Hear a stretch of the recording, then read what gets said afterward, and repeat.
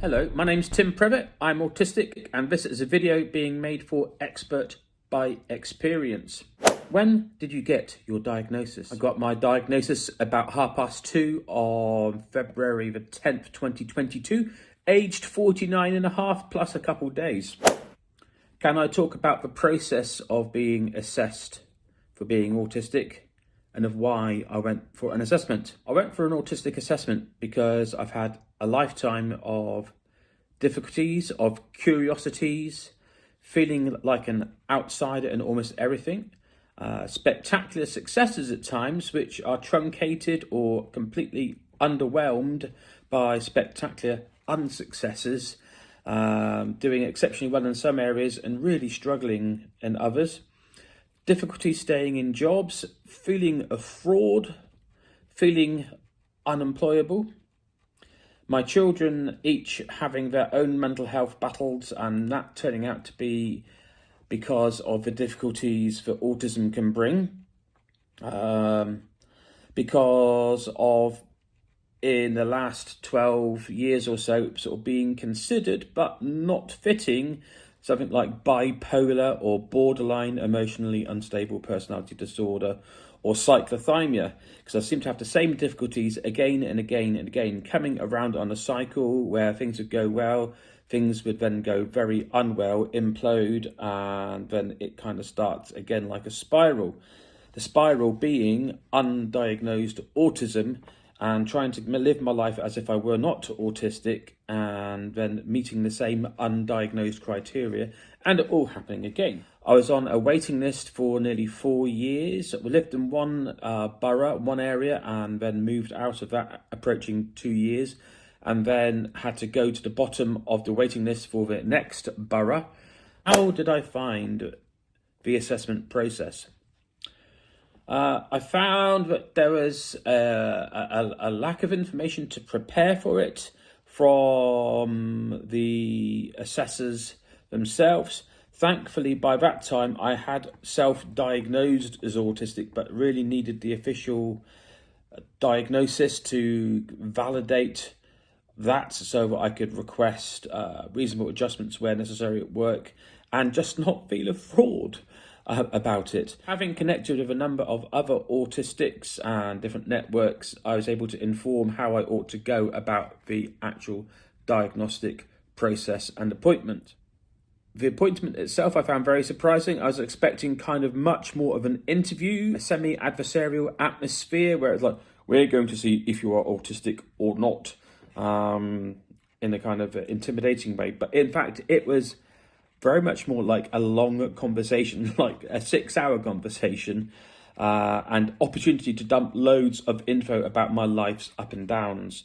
I went prepared with a huge long sheet of paper where I had drawn out my life's timeline to look at key events from birth onwards, schools, jobs, things that had gone well, things that hadn't gone well, special interests and so on, and made notes around that, which really helped to draw out the strengths and the challenges that being autistic has brought me. Waiting for the diagnosis to come through was absolute agony. It was the agony of either being validated or feeling even more like a fraud, feeling like a catastrophization if I wasn't given the diagnosis of autism, because it completely made sense to me that I did. If I wasn't autistic, well, why on earth am I doing such a good impersonation of somebody that is? And if I wasn't autistic, well, then what a fraud. How did it feel to get the diagnosis? It was euphoric, it was acceptance, it was explanation of everything in my life ever, really quite intensely, relief.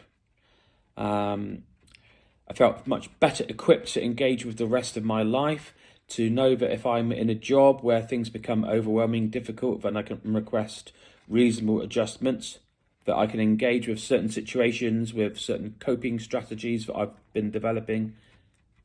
And it's good. Since I got my diagnosis, how have things been? In terms of work, it's been the best it's probably ever been. Prior to my assessment, I did a course, Tool Up course, with 20 weeks of mentoring for job, getting into jobs, staying in a job, CV skills, employment skills, making representation for reasonable adjustments. This course was from the NDSA, the Neurodiverse Self-Advocacy Organisation. The course had helped me target a job, and it's a job which fits my interests, my special interests. The working environment is one that doesn't overwhelm me too much. The company culture is very good, very helpful, less adversarial than many companies that I've been with, and my management there are very lovely and very accommodating. It's been very good for me to have a job, which is the longest now I've been in employment, for over 20 years. And if I can keep going for about another 15 months at least, it will be the longest I've ever been in one job. How have things been since the diagnosis? I've still struggled to hold things together at times, but I have better strategies in place to help myself.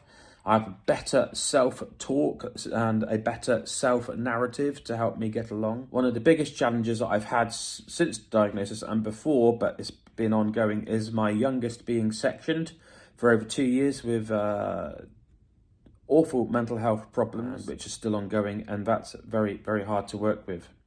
Could you tell us what your biggest difficulties might be? A number of different things continue to challenge me being autistic. Catastrophization, if I think things are going particularly bad, my inner narrative on myself or situations soon gets quite way out of hand, and it becomes quite difficult. There's rejection sensitive dysphoria, the feeling that you're not wanted or you're not doing good enough, that you're sensitive to it, and the dysphoria from it. It's not just like, oh, I'm not very good. It is a tsunami, an overwhelming, crushing feeling at loud volume that something about yourself is intrinsically wrong, that you don't fit in, that you're not welcome, that, as an equal and opposite possible problem to rejection-sensitive dysphoria is something that I've termed, I don't know if this is a thing, I know I've observed it in myself, I call it acceptance-sensitive euphoria. You get used to being rejected and anticipating that, so that when you are accepted or think you might be, you quickly rush into it with a sense of, yes, I'm accepted, I'm liked. And you overshare, you over trust, and before long it's all gone head over heels wrong. Relationships, work, all I can see this kind of acceptance sensitive euphoria as an equal and opposite problem to rejection sensitive dysphoria. Imposter syndrome, feeling I ought not to be in some places, but I have become better at arguing with that and bringing up evidence to say, shut up, I am meant to be here, I'm doing all right, thank you. There have been times when I have had sensory and situational overwhelms, a combination of crowded environments, temperatures, noise, and I feel myself begin to clam up and overwhelm, get a bit more short and shirty with people. Other things I struggle with are the chaos and disorganisation of family home, mess, lack of clarity of communication, assumptions. All those can bring me quite a lot of challenges to feel at peace and at ease and make progress. Could you tell us what positive things autism brings? With the rejection sensitive dysphoria, it makes me very eager to please people.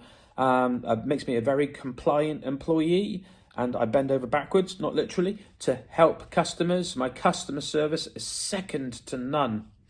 Autistic masking, camouflaging. Again, this makes me very malleable, very plastic in different situations to work with people, work with customers. I get a lot of good customer feedback in this job and other jobs I've had in more recent years.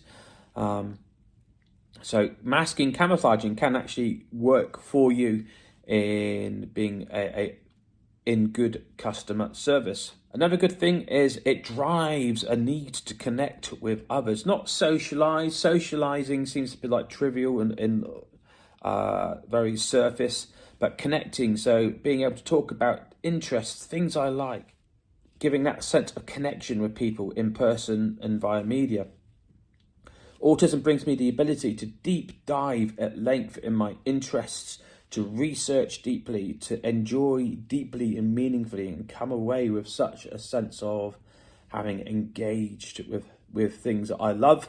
And when I can do that, which connects with other people, it's really very rewarding. What advice would you give any health or social care workers on how to support people on the spectrum? I think making these videos is an awesome way to begin.